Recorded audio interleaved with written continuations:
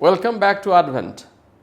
Continuing with our series of chromatography grade solvents, today I will give an overview of gas chromatography grade solvents or the solvents used for different gas chromatography applications. Let us get started. As you all know, gas chromatography or GC is an analytical technique that is used to separate and analyze compounds which can be vaporized without decomposition.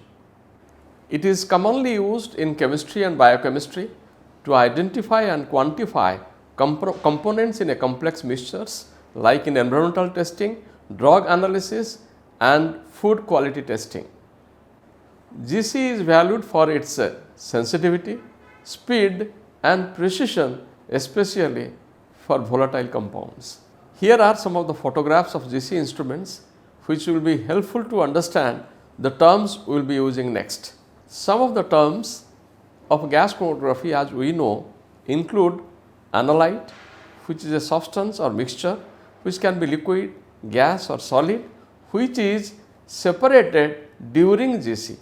Second is stationary phase, which is the fixed or immobilized medium called GC column, which is the heart of the GC system. Third term is the mobile phase, which is the carrier gas that carries the vapors of analytes through the stationary phase and help them separate based on their affinities and interactions with the stationary phase. The next term comes is sample preparation. If the sample is a solid or high boiling viscous liquid, then it has to be dissolved in a solvent. Here actually the term GC solvent comes into the picture. Next is sample injection. If it is a low boiling liquid or gas, it can be directly injected into the system, or if it is a solid, it can be injected in solution. Next comes separation of the analytes. The other term is detection. Then again there are different kinds of detectors which we will discuss later on, and data analysis. Just a little bit about the working principle. First one is sample injection. Sample injected into the injection port is vaporized and transported into the column. Next is the separation in the column. As the sample flows, the vapor of each analyte interacts differently with the stationary phase depending on the affinity and separates based on the boiling point, polarity and molecular weight. Next is detection and data analysis. As the compounds exit at different times, they pass through the detector, generating a signal for each compound. The data system processes this information, resulting in a chromatogram with peaks that represent the separated compounds.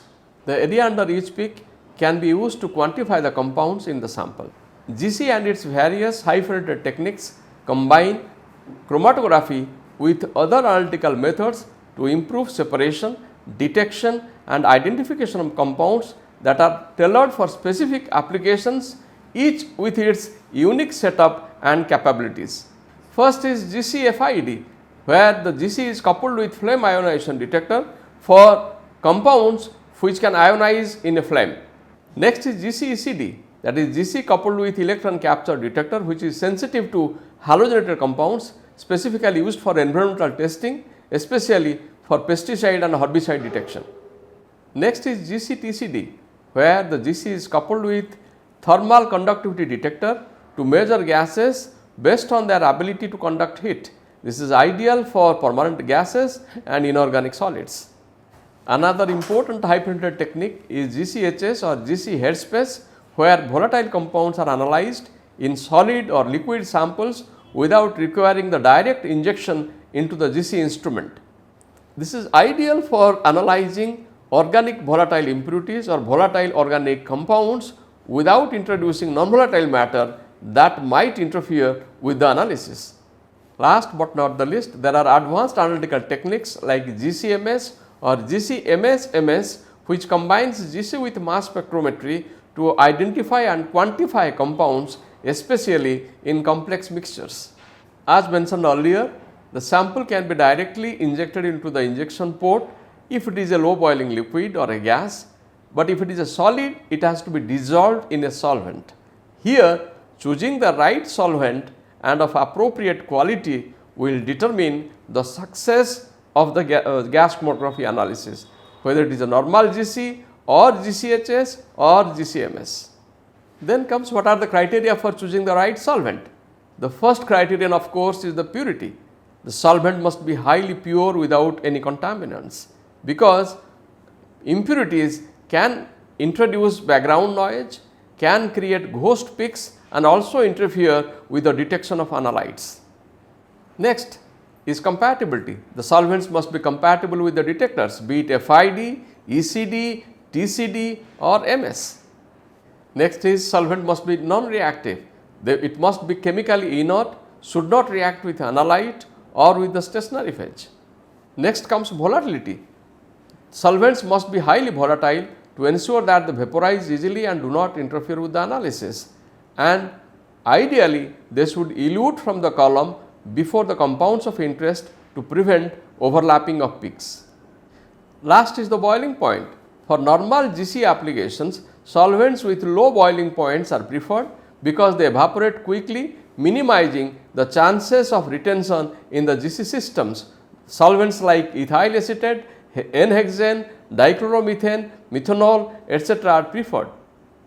Last is the boiling point. For normal GC applications, solvents with low boiling points are preferred because they evaporate quickly, minimizing the chances of retention in the GC system. For example, dichloromethane, acetone, ethyl acetate, N-hexane, they are all low boiling solvents.